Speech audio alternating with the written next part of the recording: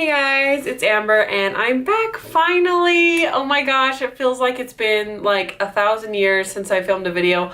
Honestly, other than my like little blurb of like, why am I living in the woods? The last thing I filmed was on my vacation, which was several weeks ago. And I have missed it so much. I have been so excited to be able to film again and to get settled into our cabin here so that we can get into a good routine and I can have some extra time to be filming.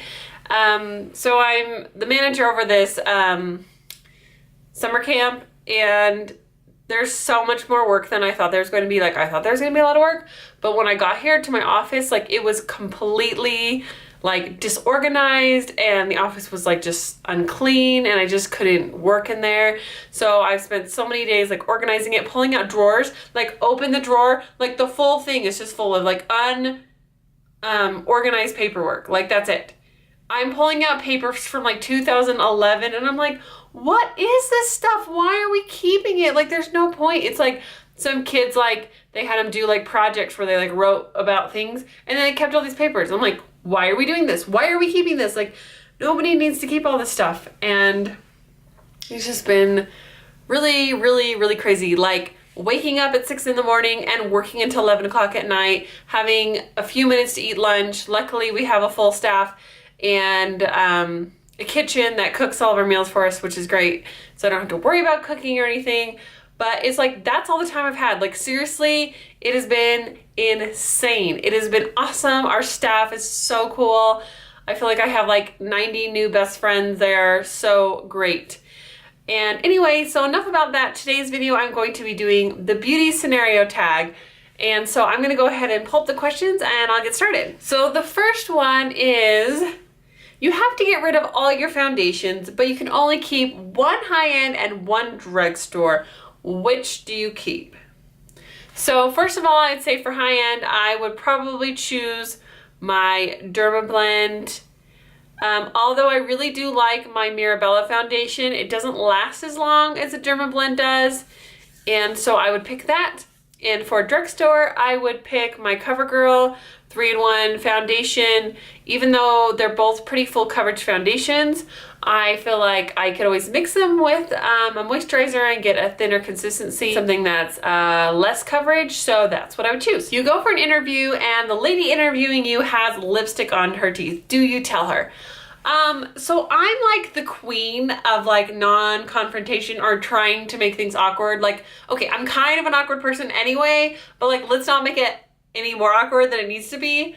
So I don't know if I could tell someone. I probably would think that I would. I guess it depends on how visible it was. Like, if it was really bad, like so bad that I know that she would know that I know, then I would probably have to say something. Just be like, oh, you have something on your teeth right here, and just kind of make it, you know, not as awkward as possible. But if it was like a little teeny bit like on the side and it's like, maybe I noticed, maybe I didn't, I probably would try not to say anything or look at it, and then she would just be like, oh, she just didn't notice. I don't know. The next question is, you're not feeling yourself and need a pick-me-up. Which lipstick do you pull out to make yourself feel beautiful? So I have had several days where I just felt like I needed something bright on my face.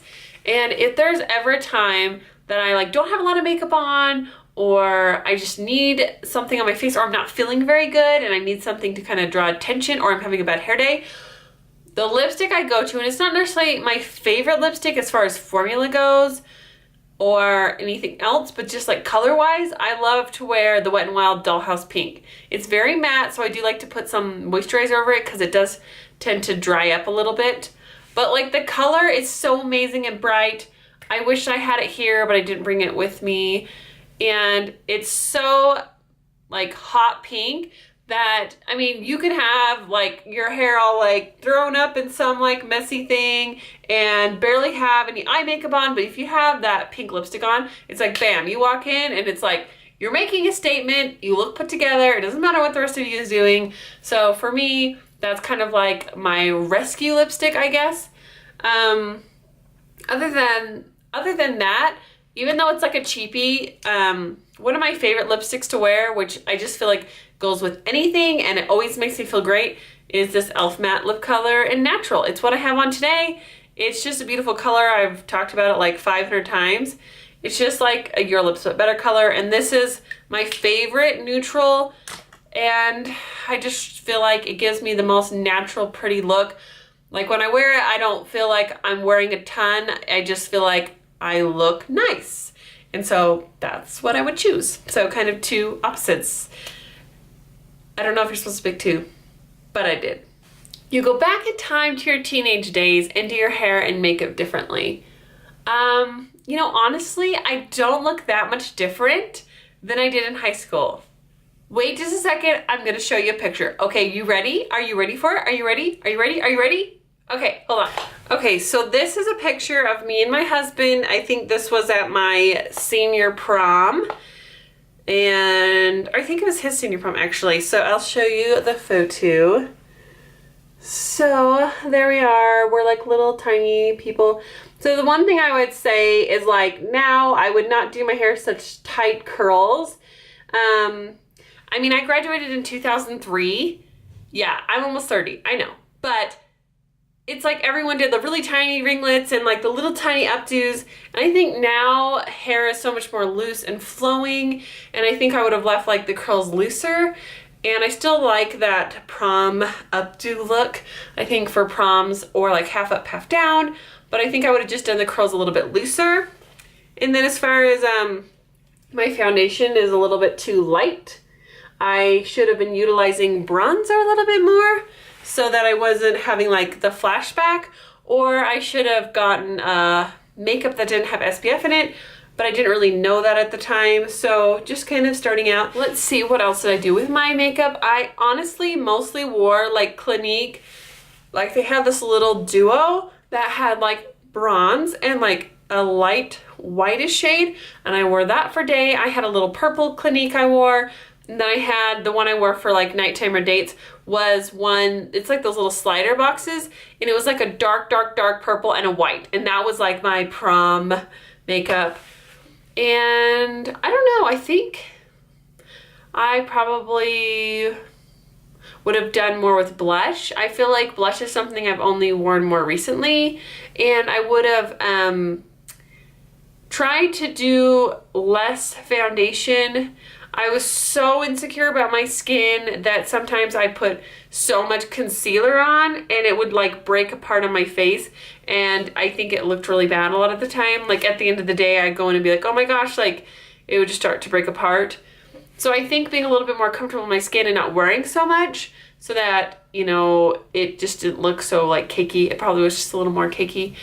And my hair was pretty much just long, and I cut it like short, and it was like all kind of like right before graduation I cut it short, and I had it like really all flipped out. But I mean, people really don't do that as much anymore, so I probably wouldn't do that. Other than that, I didn't do anything else like crazy extreme that I was like, oh my goodness, I can't believe I did that. Okay, you ask your hairdresser for a shoulder length pixie lot haircut, but they hear you wrong and give you a pixie cut. Do you A, smile, say thank you, leave and call your mom hysterically, B, cry in the chair and things get awkward, or C, complain to the manager and demand a refund? Okay, I just want to say, like, what part of somebody coming up to your head with scissors, okay, here, understandable, but if someone starts parting off your hair to cut your hair, and you feel, okay, to get a pixie cut, you would have to feel the scissors on the back of your neck cutting, snip, snip, snip. At what point would you go, whoa, hold up, I do not want my hair that short? Then she could have just rectified it into a bob. I don't understand how, like, somebody could take your hair and literally start cutting it like this and you not notice. Like, I would have stopped at the first cut and been like, whoa. And actually, I probably would have, like, shown a picture or something. Like, I do hair, so I don't think that that is really realistic for me, because I always ask my clients what they want in great detail. And whenever a client of mine wants to make a big change, I give them the rule of 3. I ask them 3 times, 3 different ways, what they want to make sure that's what they want. I'll say, okay, So we're gonna cut 3 inches off your hair. Yeah, okay. So when we cut the 3 inches off your hair is gonna be right about here. Does that sound right? And they'll be like, yes. And then right before I cut, I'm like, okay, you're ready? And you're ready, to do this? And they're like, yes. So I'm like, if they've said yes 3 times, then I go ahead. And if they've said, I don't know, where's it gonna hit when it's styled? I'll be like, okay, wait, maybe we shouldn't do this. Maybe we should wait till next time. Maybe we should gradually get into it or something. So I just feel like it's not a really realistic question. I mean, I know I hear horror stories of that happening to people, but I think I know enough for myself that I would prevent that from happening. Your friend surprises you with a 4-day city break and you have 1 hour to pack. Which do-it-all palette would you pack in your makeup bag? So recently, for Mother's Day, my lovely husband bought me a gift card to Ulta, and I was really excited because I've been really good about not purchasing things. Makeup wise, like I have purchased other beauty items, but like specifically makeup, I've only repurchased things that I like ran out of or used up or something like that. So I purchased this Too Faced, it's like not like the chocolate bar, it's like the candy bar palette. It's the one in the iPhone case, and it has a bunch of little different shades. It has 2 like basic shades and then the bronzer and the blush. And I have liked both of these, and the bronzer is nice because it's not too dark. Like you can see, it's just a nice shade for me. The blush is a nice matte, and I've been using this a lot and I really like it. So I would probably take this because it's just really easy and compact, and I could just throw it in my purse. Kind of another silly question. Your house has been robbed. Don't worry, everyone is safe, but what makeup product do you worry that is still there, basically? So, true story, about 6 years ago when I worked at a different salon, before I had my own studio, I had a client who lived across the street from our salon, and no joke, someone broke into her house and they went through her makeup and they took out like the Bobbi Brown, Estee Lauder, Clinique, like she had a lot of like she had a lot of like department store brand makeup, and that was all taken, but like, the Revlon, the Wet n Wild, all that stuff was left behind. So apparently people really do steal makeup, which to me seems odd, but apparently it could really happen. But honestly, I wouldn't really, like if someone broke into my house, I wouldn't be concerned about my makeup because it's so replaceable. I don't think I've ever told you this story, but on my wedding night, I got my purse stolen and I had my entire bank account drained. And you know what? At the end of the day, it was just money. Thousands of dollars were gone, but my husband just looks at me and we're just like, you know what? We're married. We're happy. Oh well. And I don't even think the thought would cross my mind being like, oh my gosh, I hope they didn't steal my naked palettes or I'm not gonna be okay because I can't just march down to Sephora and pay another $50 and get one if I really, really wanted one. Okay, your friend borrows your makeup and returns it in awful condition. Do you A, just pretend you haven't noticed, B, ask them to repurchase it, or C, secretly do the same to something of theirs? I think this would be more believable if it was like your sister or something. I don't know very many friends that would just borrow my makeup, but I can imagine my sister being like, oh, can I borrow this? If my sister brought something of mine like that and returned it in a horrible condition, I would probably just ask her what happened. Like, hey, I just noticed you gave me my makeup palette back and half the eyeshadows are broken. Like, what happened to it? And I probably wouldn't, I'd probably just ask her and like, she'd probably just say, oh, tell me what happened. And depending on the circumstance, I probably wouldn't even say anything at all. I was at my sister's house once and her daughter squeezed out my tube of face wash into the sink.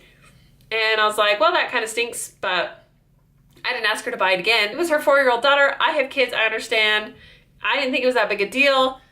Nonetheless, 2 weeks later, in the mail, she sent me a new face wash. So, I mean, I think if they're really your friend or your sister and if they really ruined it, they'd probably want to replace it. But if they didn't have the money or if they just were kind of oblivious, I would never ask them to replace it because I feel like it's not worth ruining a relationship or making an awkward situation for something like makeup.